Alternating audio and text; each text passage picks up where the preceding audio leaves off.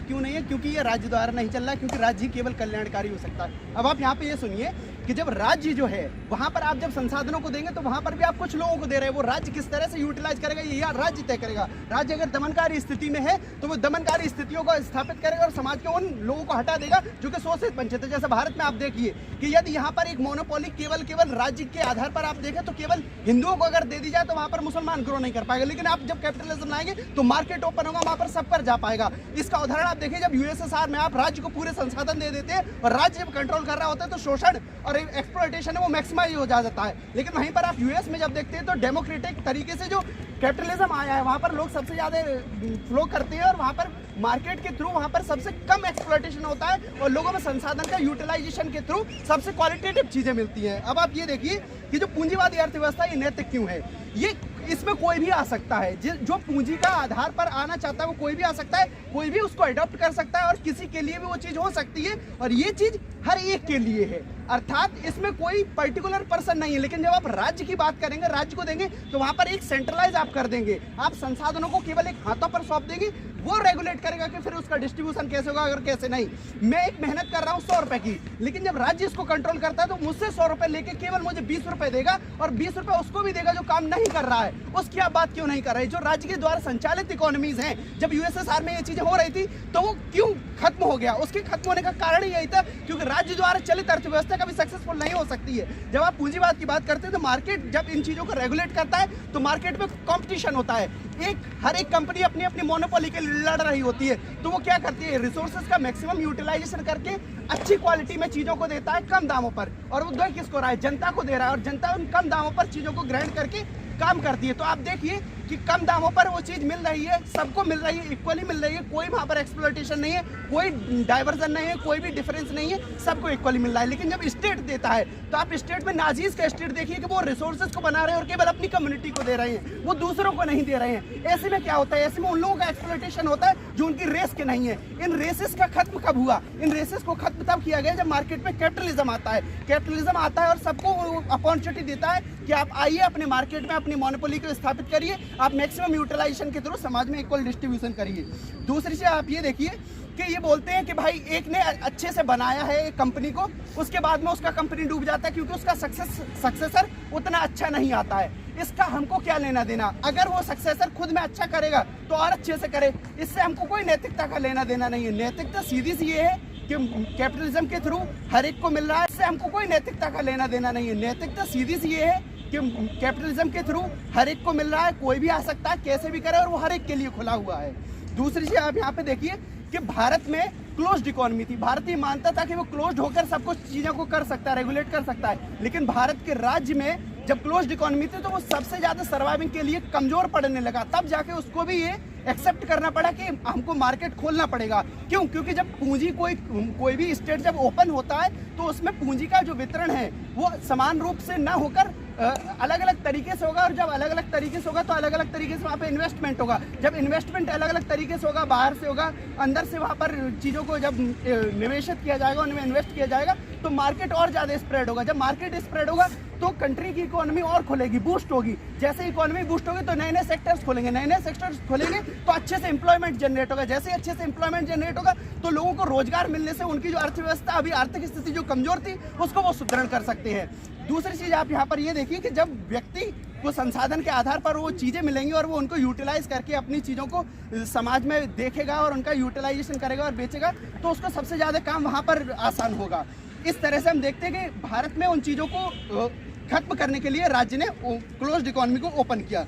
दूसरी चीज, राज्य ये कह रहे हैं राज्य बदलता है लेकिन शोषण की व्यवस्था वही रहती है। लेकिन आप ये समझिए कि मार्केट में चेंजेस होते हैं क्योंकि कंपटीशन हमेशा अनवरत रूप से चलता रहता है। लेकिन राज्य में जिसके पास सत्ता है वो सेंट्रलाइज है। जब वो सेंट्रलाइज सत्ता है तो उसे आप कैसे बदलेंगे? तो सबसे ज्यादा एक्सप्लॉयटेशन होने की संभावना तो उस राज्य की अर्थव्यवस्था में जो कि कर रही है। जैसे कि यूएसएसआर रहा, यूएसएसआर क्यों टूटा? यूएसएसआर टूटा ही इसलिए क्योंकि जनता ने मांग की, जनता ने उन चीजों को फिर एक्सेप्ट नहीं किया। क्यों? क्योंकि उसमें उसका मैक्सिमम एक्सप्लॉयटेशन हो रहा था, ना कि इवोल्यूशन हो रहा था, ना कि उनका ग्रोथ हो रहा था, इसलिए वहां पर टूटा। और क्यों आज वर्ल्ड में सबसे ज्यादा एक्सेप्टेड कैपिटलिज्म है? क्यों? क्योंकि वहां पर हर व्यक्ति को उसके श्रम के आधार पर मैक्सिमम चीजें मिल सकती हैं, वो मैक्सिमम चीजों को गेन कर सकता है अपने श्रम के आधार पर, उसे उतना ही मिलेगा। लेकिन राज्य द्वारा संचालित चीजों पे ऐसा नहीं था। जब मिक्स्ड इकोनॉमी की बात करते हैं आप, तो मिक्स्ड इकोनॉमी में भी राज्य जो है अपने द्वारा बनाई गई चीजों पे सैंक्शन लगा देता कि भाई इतनी तुमको रेट मिनिमम कॉस्ट देना ही पड़ेगा। लेकिन कैपिटलिज्म में वो मिनिमम कॉस्ट भी स्टेबल नहीं होता, वो कम भी हो जाता है क्योंकि कंपटीशन हाई होता है।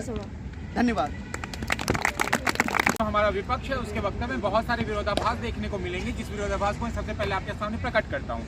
अध्यक्ष महोदय, जब पूंजीवाद की बहस करते हैं तो पूरी पूंजीवाद की बहस ये आदर्श स्वरूप को आधार बना के करते हैं, लेकिन जब ये राज्य की बात करते हैं तो उसके आदर्श स्वरूप को काउंटिंग नहीं करते हैं। जब वो समाजवाद की बात करते हैं तो उसके आदर्श स्वरूप को काउंटिंग नहीं करते हैं। जब ये राजा और राजा वाली व्यवस्था की बात करते हैं तो उसके आदर्श स्वरूप को काउंटिंग नहीं करते हैं। अगर आदर्श स्वरूप की डिबेट होनी हो तो भारत में सबसे ज्यादा जो नैतिक स्वरूप माना जाता है वो राम राज्य माना जाता है, और वो कोई पूंजीवादी राज्य नहीं था। तो अगर आपको सिर्फ आदर्श स्वरूप पे डिबेट करनी है तो आप डिबेट वहीं हार जाते हैं। अब आते हैं प्रैक्टिकलिटी के आधार पे डिबेट करते हैं। अध्यक्ष महोदय, प्रैक्टिकलिटी के आधार पे क्या पूंजीवाद आपको फ्री कंपटीशन का मौका देता है?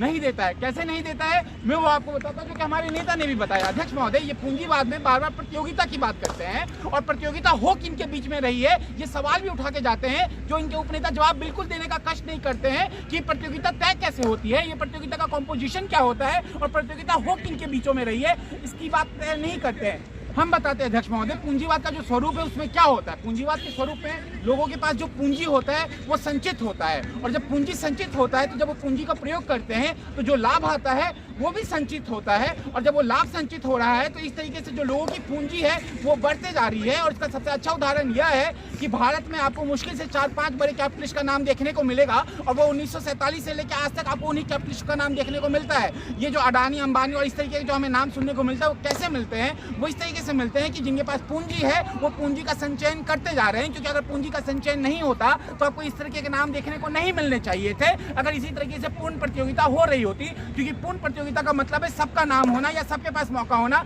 लेकिन जब सबके पास नाम नहीं है, सबके पास मौका नहीं है, तो किस आधार पर कह रहे किस तरीके से हो रहा है। अब अध्यक्ष महोदय, इनके आदर्श स्वरूप की डिबेट पे आते हैं। अध्यक्ष महोदय, किसकी जो कंपोजिशन है वो बदल सकता है, राज्य का बदल सकता है या पूंजीवाद का बदल सकता है? तो अध्यक्ष महोदय, अगर आदर्श स्वरूप की बहस करें, जो कि पूरा करके गए हैं, तो आदर्श स्वरूप में भारत में अगर भारत सेंट्रिक डिबेट ही करना चाहते हैं तो राज्य लोकतांत्रिक है। मतलब एक गरीब जिसके पास 1 रुपया नहीं है उसके पास वो राज्य को बदलने का हक है, लेकिन क्या पूंजीवादी को बदलने का उसका हक है? एक गरीब को जिसके पास 1 रुपया भी नहीं है, क्या वो किसी प्रकार का कंपटीशन कर सकते? अध्यक्ष महोदय, तो यही कहना हुआ कि आप रिजर्वेशन को दरकिनार कर दीजिए और ये कह दीजिए कि सब इक्वल पैदा हुए और इक्वल कंपटीशन होगा। अध्यक्ष महोदय, समाज अनइक्वल है, और अनइक्वल समाज में आपको राज्य की जरूरत पड़ती है, और राज्य बदलते आ रहे हैं, और 1947 से लेकर आज तक भारत में राज्य बदला है। क्योंकि अगर राज्य इतना ही रिजिड होता तो 1947 में जो कांग्रेस आई थी वो कभी जानी नहीं चाहिए थी। वो गए क्यों? क्योंकि वो अपनी कल्याण को नहीं देख पा रहा है, और हमने आपको दिया कि नैतिकता का आधार क्या होना चाहिए। इनके पास नैतिकता का कोई आधार नहीं है। हमने नैतिकता का आधार जन कल्याण दिया है, और जन कल्याण हो कि सब इक्वल पैदा हुए और इक्वल कंपटीशन होगा। अध्यक्ष महोदय, समाज अनइक्वल है, और अनइक्वल समाज में आपको राज्य की जरूरत पड़ती है, और राज्य बदलते आ रहे हैं, और 1947 से लेकर आज तक भारत में राज्य बदला है।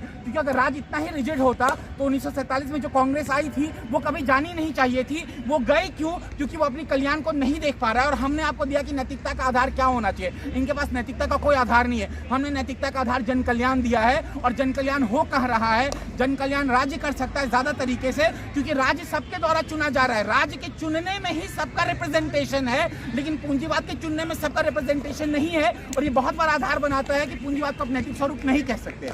अध्यक्ष महोदय, हमको ये भी समझ में आना चाहिए कि ये बोलते हैं कि राज्य जो काम कर रहा है उसको 3 रुपए भी देगा, जो काम नहीं कर रहा है उसको भी 3 रुपए देगा। सबसे पहला प्रश्न तो ये पूछे कि काम नहीं करने वाला काम क्यों नहीं कर पा रहा है। जब हम इस प्रश्न को देखते हैं तो हमको समझ में आता है कि पूंजीवाद क्योंकि इतना अनइक्वल हो चुका है, जो काम करना चाहता है उसके काम को सही वैल्यू नहीं मिल रहा है, और इसलिए वो गरीब से गरीब होता जा रहा है। ये अमेरिका का उदाहरण देते हैं अध्यक्ष महोदय। अमेरिकन सोसाइटी दुनिया के सबसे अनइक्वल सोसाइटीज में है। ये भारत के 1991 क्राइसिस की बात करते हैं, लेकिन ये समझ नहीं पाते हैं कि बंद व्यवस्था होना और पूंजीवाद के सार्थक हो जाने में फर्क है। क्योंकि अगर समाजवाद इतना ही बुरा होता तो 1947 से लेकर 74-75 जो भारत में ग्रोथ देखने को मिला, जो ब्रिटिश के जाने के पहले -8-10% के आसपास था, उसके बाद जो हम पॉजिटिव ग्रोथ में गए वो भी समाजवाद के आधार पर गए थे अध्यक्ष महोदय। तो बंद व्यवस्था होना और रेड टेपिज्म होना और समाजवाद या राज्य का फेल हो जाने में बहुत बड़ा फर्क है। एक समाजवादी राज्य को रेड टेपिज्म नहीं करने की जरूरत होती है, तो वहाँ की पॉलिसीज का फर्क है, जहाँ की सरकारें बदली अध्यक्ष महोदय।